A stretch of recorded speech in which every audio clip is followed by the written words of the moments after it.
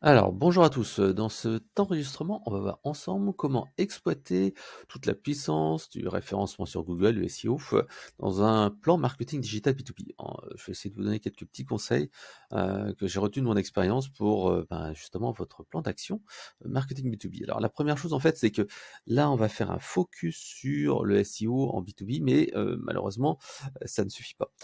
Si, en fait, vous vous concentrez que sur du référencement Google, ça va être compliqué parce que vous ne serez pas en fait dans le top of mind, c'est-à-dire que la liste des références, etc.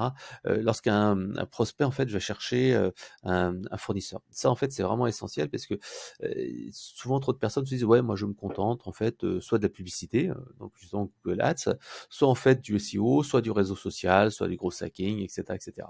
Certes, c'est un des éléments, mais en fait, ça va pas faire un plan marketing qui va être efficace, puisqu'en fait, on sera jamais présent sur tous les mots-clés avec le SEO. On ne sera avec la Google Ads, on peut jamais être présent non plus sur tous les mots-clés, ça coûte trop cher, et en particulier sur les besoins un petit peu en amont en fait de l'acte d'achat, où payer un coût au clic important, c'est pas très rentable. Donc en fait, il faut donc avoir un peu de tout. Il faut varier ses sources de trafic sans être trop dépendant d'un canal. C'est-à-dire que si vous êtes trop dépendant de Google Ads, et ben ce qui va arriver, c'est que si jamais les concurrents augmentent leurs prix, comme ça a été le cas pendant toute la période de Covid où il n'y a plus d'événements physiques, les prix des Google Ads ont explosé. Et donc, en fait, c'est très compliqué. Pareil, le référencement de Google, si 90% de votre trafic vient de Google, à un moment donné, vous allez avoir un souci si vous avez un problème de référencement ou tout simplement, et ça je le constate, hein, le référencement naturel sur Google, 90% des leads ou 95% des leads qui viennent de Google, souvent sont hors cible, étudiants, prospects non matures, étrangers, etc., etc. Alors que généralement sur AdWords, vous avez quand même des gens qui sont plus en maturité d'achat, vous avez choisi les bons mots-clés, et là c'est beaucoup plus efficace. Donc ma recommandation est simple, il faut choisir un bon mix dans son plan marketing à la fois du référencement naturel qui permet de se positionner en tant qu'expert, d'éduquer ses prospects, être en amont de l'acte d'achat, via des guides d'achat, via des sites d'information sur des problématiques, etc. En complément à la pub, bien entendu, Google Ads, mais pourquoi pas du Facebook Ads également, si vous souhaitez un petit peu élargir votre audience. Un peu de réseau social, création de contenu, ça peut être des webinaires, des podcasts ou des sites B2B comme par exemple Webikeo qui fonctionnent pas mal avec plusieurs centaines de milliers d'inscrits à leur site. C'est également les partenariats, les actions avec les influenceurs, tout ce qui est par exemple prescripteur, les interviews d'influenceurs, l'achat de visibilité, l'article sponsor, etc., etc. Et bien entendu, ça peut être d'autres canaux. En tout cas, voilà, il faut se concentrer sur un plan marketing équilibré et le référencement naturel pour moi sur Google est quand même important. Alors, avant de se lancer dans ce référencement naturel, il faut quand même réfléchir à quelques fondamentaux.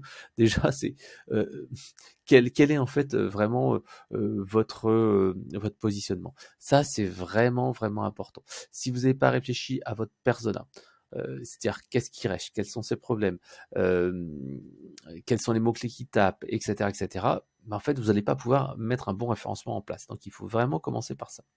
Ensuite, c'est réfléchir au cycle des ventes avec les contenus et les besoins qui peuvent intéresser le prospect. En effet, je dis toujours, en B2B, le cycle des ventes, il est souvent assez long. C'est-à-dire que une personne ne va pas chercher un produit et il va commander derrière. Et donc, parfois, il y a toute une phase de maturité, de recherche et ensuite de choix du produit. Et après, il y a bien sûr l'utilisation après. Et donc, il vaut mieux être présent sur la fin du cycle d'achat que le début du cycle d'achat. C'est le fameux tofu, mofu, bofu. C'est-à-dire que le tofu, c'est top of the funnel, c'est-à-dire la partie découverte, c'est-à-dire en phase d'émergence du problème. Je ne sais pas si je suis dans le CRM, je dirais, c'est des gens qui cherchent à organiser une équipe commerciale, à mieux gérer leurs prospects, à, par exemple, manager une équipe commerciale, à définir, je sais pas, un plan d'action commercial, des gens comme ça, ou améliorer une base de prospects, structurer une équipe de prospection, voilà, tous ces gens-là. Là, on est vraiment dans des contenus qui sont pas encore, la personne n'est pas encore prête à acheter, elle cherche, elle est vraiment un peu consciente du problème, mais c'est tout. Ensuite, il y a le MOFU, Middle of the Funnel. Là, on est vraiment dans l'évaluation, c'est-à-dire que c'est là où la personne commence à se dire, ouais, j'ai vraiment un problème. J'ai vu avant que j'avais un problème avec mon équipe commerciale, j'arrivais plus à la gérer correctement. Dans ces cas-là, va peut-être qu'il va falloir que j'utilise une autre solution. Et là, en fait, elle cherche vraiment une solution et elle se dit, est-ce qu'un CRM c'est fait pour moi? Est-ce que j'ai plutôt besoin de, je sais pas, d'un autre outil qui peut être par exemple de l'analyse des conversations téléphoniques? Est-ce que j'ai pas besoin, par exemple, d'un outil de phoning? Bref, la personne est en évaluation en se disant, bah tiens, comment améliorer l'efficacité de son équipe commerciale, comment fonctionne un CRM, en quoi un CRM peut m'aider. Bref, elle est vraiment dans cette phase-là.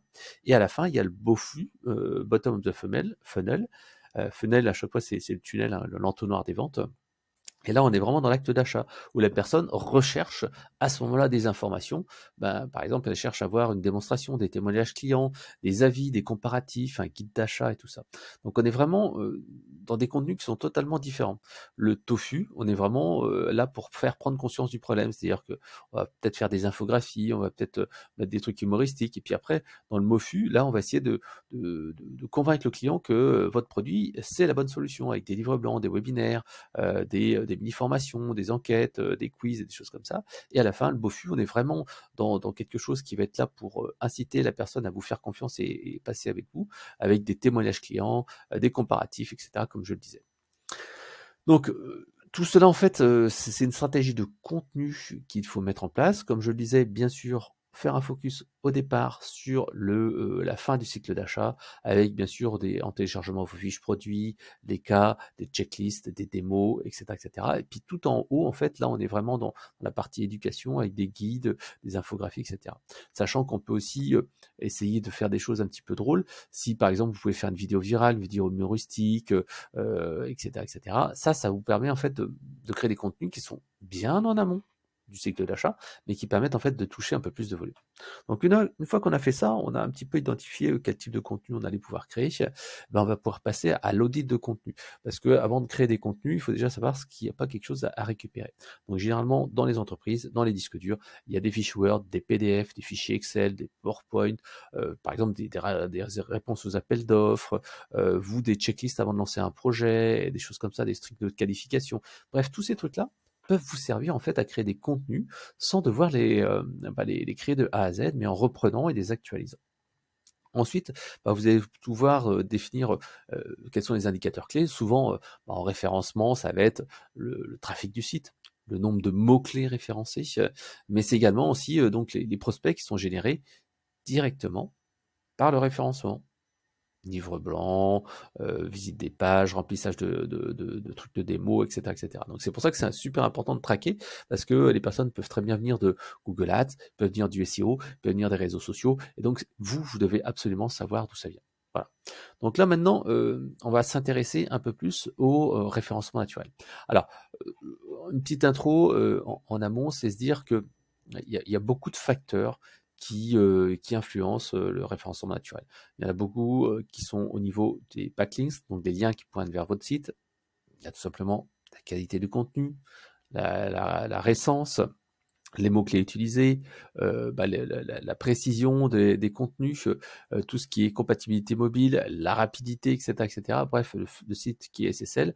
Donc là, je vous rappellerai pas, mais en fait, grosso modo, Google, en fait, il classe déjà les sites selon les thématiques. Si vous avez un site sur, je ne sais pas, le CRM, on va reprendre encore cette idée-là, le CRM, et que tout d'un coup, vous abordez un sujet qui est complètement à part, qui est, je sais pas, les machines industrielles ou je sais pas les réseaux sociaux, voilà, on parlera des réseaux sociaux, et ben en fait c'est un petit peu en dehors de votre thématique. Or Google il a dit ouais mais ce site-là il est super pertinent pour le CRM.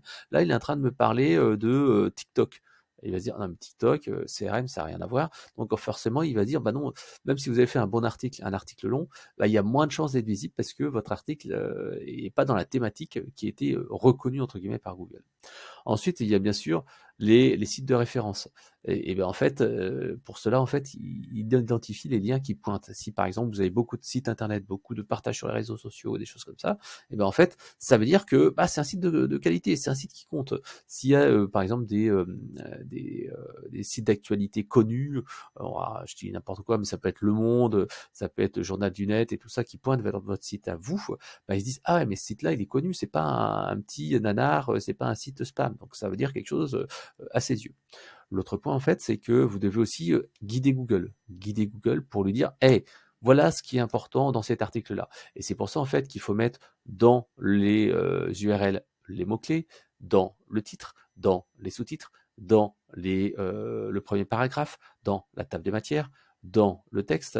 Bref, il y a tous ces trucs-là en fait qui vont faire et les liens internes aussi hein, dans votre site. Donc en fait, tout ça en fait, ça doit dire à Google, hey, c'est ce mot-clé-là qui est dedans. Et là, moi, par exemple, j'utilise en particulier le plugin web qui s'appelle RankMath SEO qui permet en fait justement d'aller optimiser son site pour ces fameux mots-clés qu'on aura définis. Donc l'autre point, c'est que, ok, c'est bien d'expliquer à Google que c'est un article qui va être sur tel sujet, qui est positionné sur tel mot-clé. Mais aussi, il faut que vos mots-clés soient pertinents.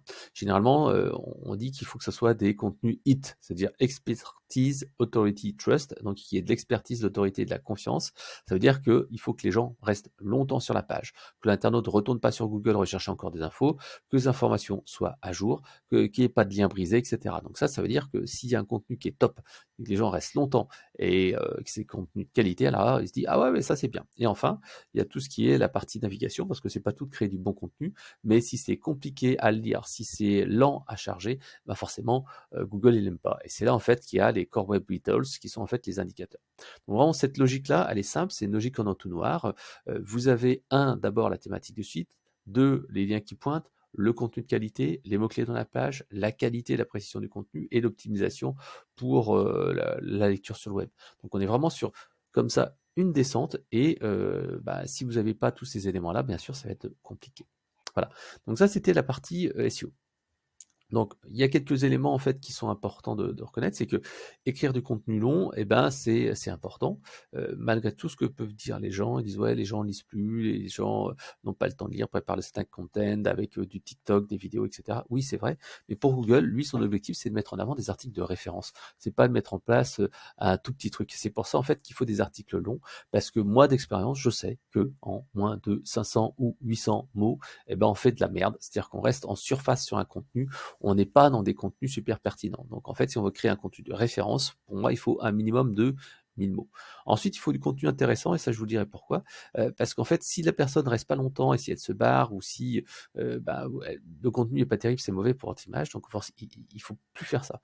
Donc le contenu doit être intéressant, même si je reconnais qu'il faut de temps en temps faire du contenu SEO pas génial, mais il faut quand même idéalement essayer de faire quelque chose qui est top.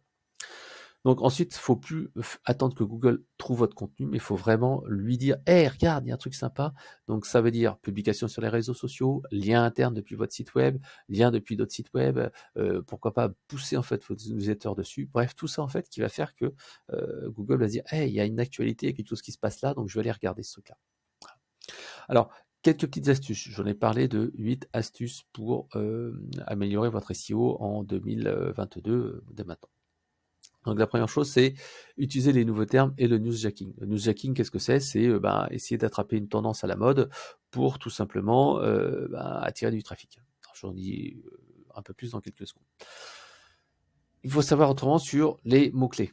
Les mots-clés, il faut vraiment être clair, les mots-clés génériques, 1 à 2 mots, une expression générique, ça devient de plus en plus compliqué. Par exemple, se positionner sur le mot-clé CRM, c'est devenu quasiment impossible, mais par contre, on peut essayer d'espérer d'être présent sur CRM PME, CRM pour les assurances ou des choses comme ça qui sont un peu plus faciles, mais encore c'est dur.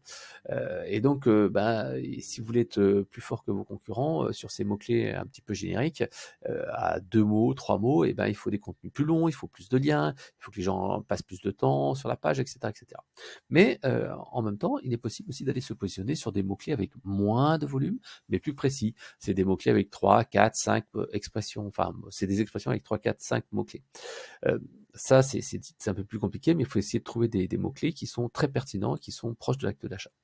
On peut également utiliser les nouvelles expressions. Ça, c'est souvent en fait quelque chose qui marche bien, parce qu'en fait, tout simplement, c'est des expressions qui sont pas encore très concurrentielles. Par exemple, moi, dans mon domaine, il y avait le mot-clé callbot. Le mot-clé callbot était vraiment nouveau dans le secteur, mot-clé callbot, voicebot, et jusqu'à présent, il y avait quasiment pas de concurrence. Donc même avec un seul mot-clé dans une expression, callbot, j'arrivais à me différencier tout simplement parce que j'étais le seul. Et en fait, pour cela, j'ai tout simplement utilisé plusieurs choses. Bien sûr, les nouvelles tendances. J'ai ajouté des articles sur ces nouvelles tendances. Et c'est pour ça que quand vous faites une sélection de mots-clés, vous avez votre fichier avec les mots-clés tendances, les mots-clés stars, les mots-clés des concurrents, blablabla, tous ces trucs-là, en fait, tous ces mots-clés que vous devez en fait être présents. Et donc, ces mots-clés stars, ces mots-clés tendances, ces mots-clés un peu originaux qui arrivent, bah, vous devez en fait les utiliser. Pour cela, vous pouvez utiliser des outils comme SEMrush, qui est vraiment pour moi l'outil qui est le plus intéressant, hein, j'en parle toujours de SEMrush, mais pour des mots-clés très très très récents qui sont vraiment à la mode, parfois c'est un petit peu compliqué de trouver des mots-clés pertinents. C'est pour ça en fait qu'il faut utiliser Google Suggest. Qu'est-ce que c'est Google Suggest? C'est que vous tapez un mot-clé.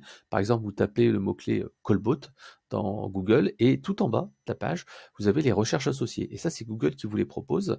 Et autant sur les mots-clés un petit peu anciens, ça va, vous trouvez sur SEMrush ou les autres outils comme cela.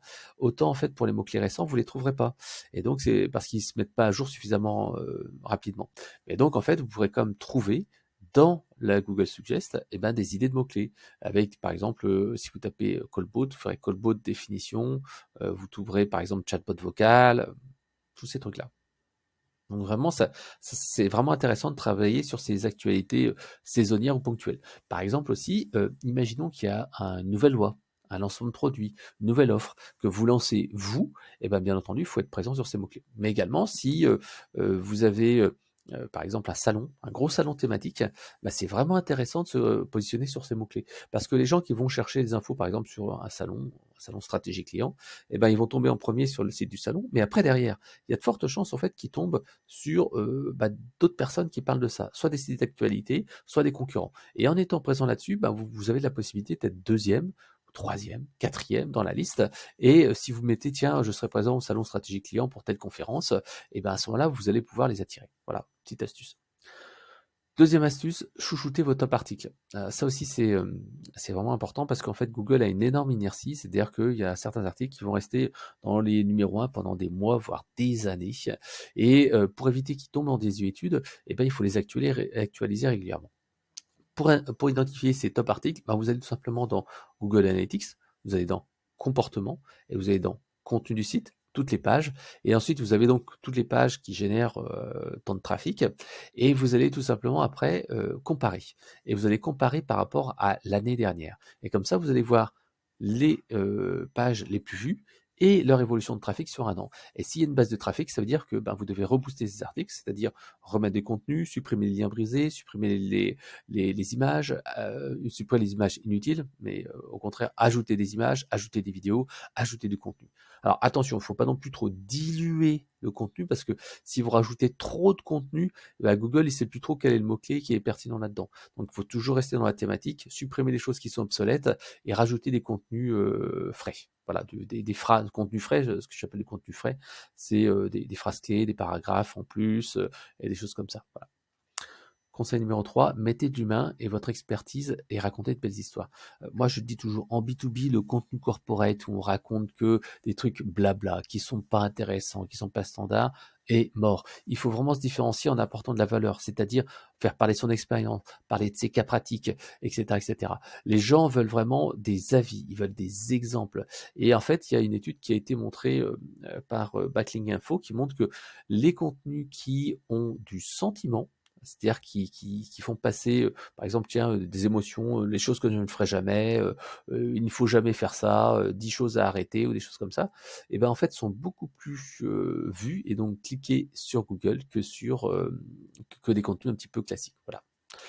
Quatrième point, ne créez plus des contenus SEO pourris. Alors, oui et non, bien sûr. La règle, c'est ne plus en créer.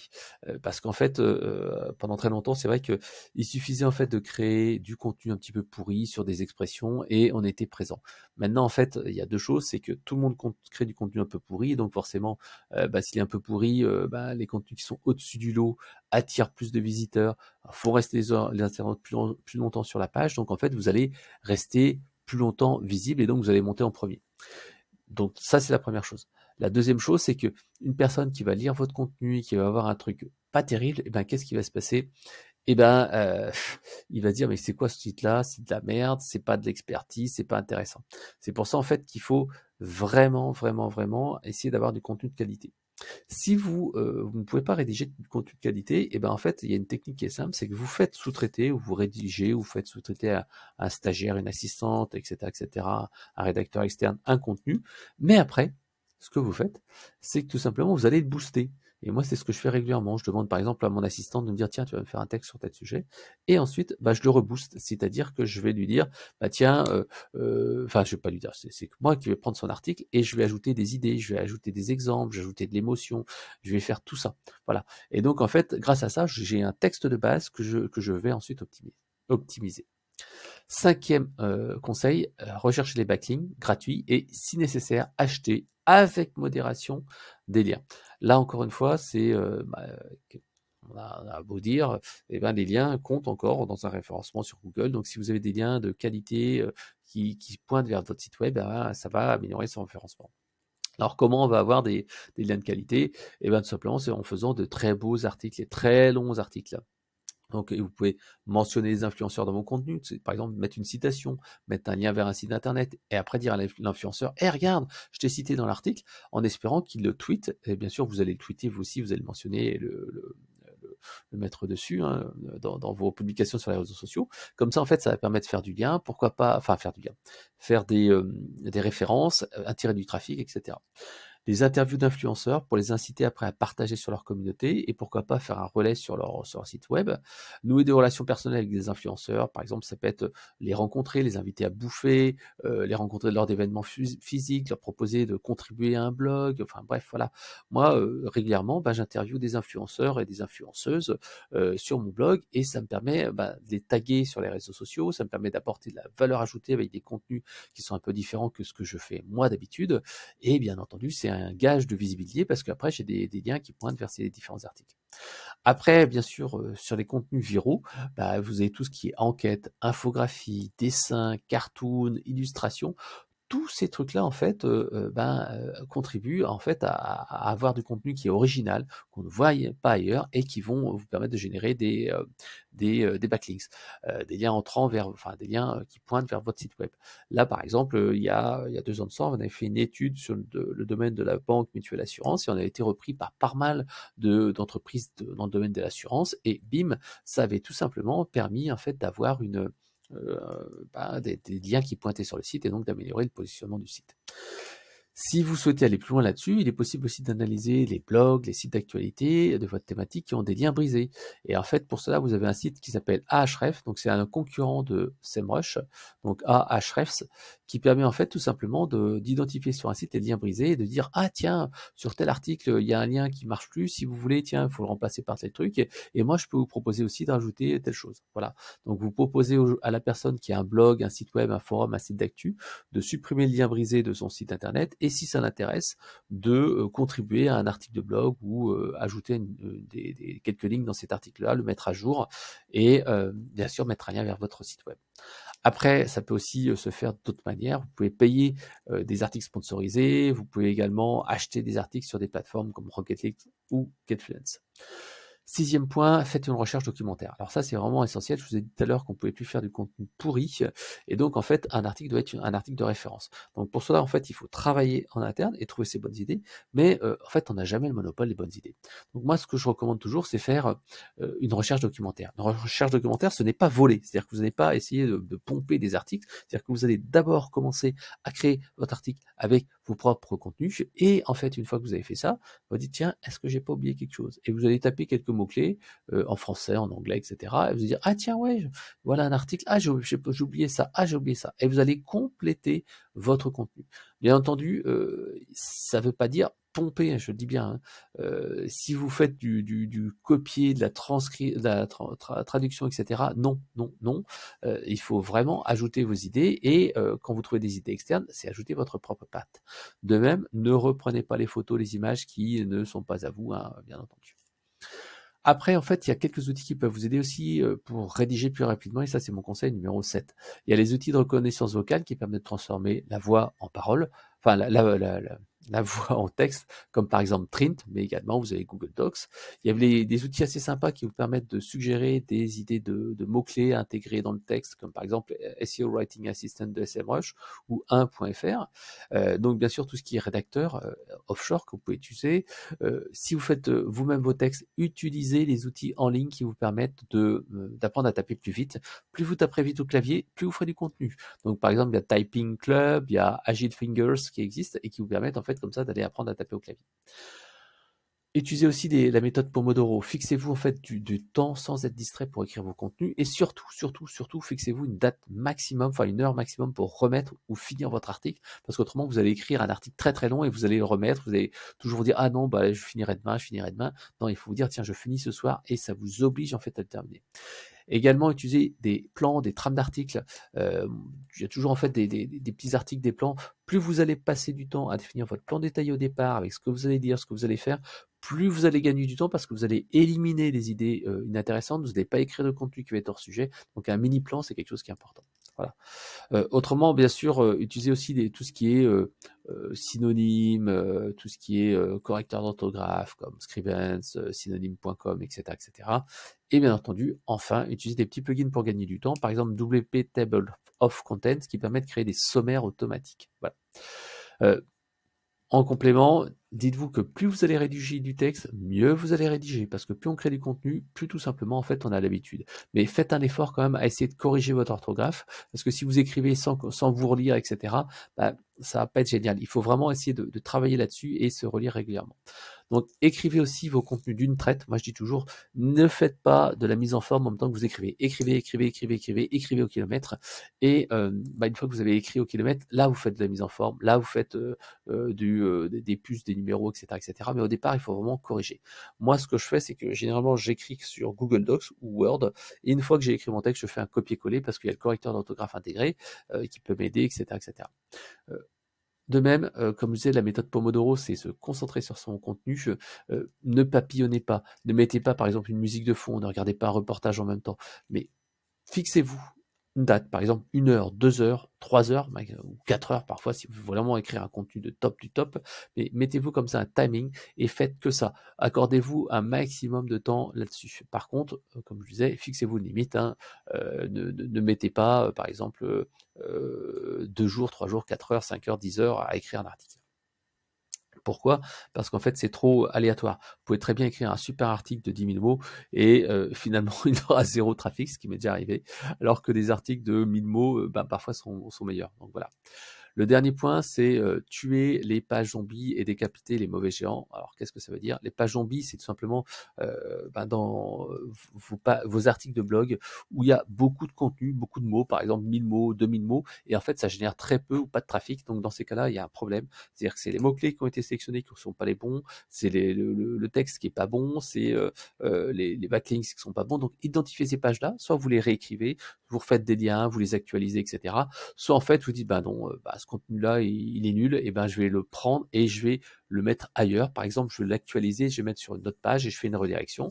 Ou alors, tuer les géants, c'est quoi? C'est-à-dire que vous avez certaines pages qui sont très longues, mais en fait, à force de créer du contenu, en fait, ça dilue le mot-clé. Et donc, parfois, il vaut mieux enlever un peu de texte, le mettre dans d'autres pages pour en fait recentrer le contenu.